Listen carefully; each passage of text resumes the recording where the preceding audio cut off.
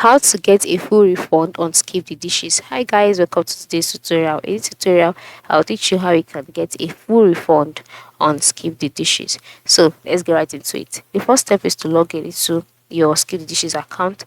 Once you're logged in, you'll be brought to the home page where you see two tabs at the top part of the screen, namely delivery and pickup, where you see your delivery address, and then by the time you scroll down, you'll see different things or different items that you can get on your skip the dishes application.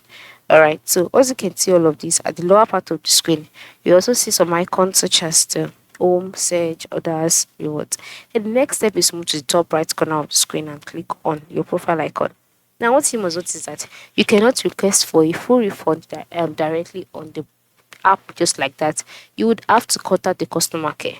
Okay, so once you've selected your profile icon and you're brought to the profile page, scroll down and click on need help.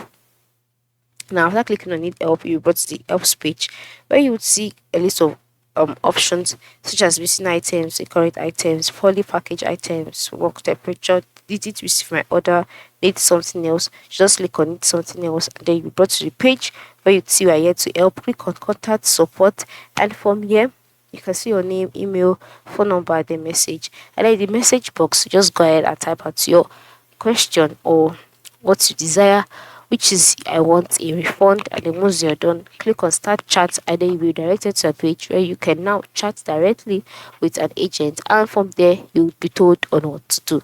So this is how you can get a refund on skip the dishes. Thank you and have a nice day.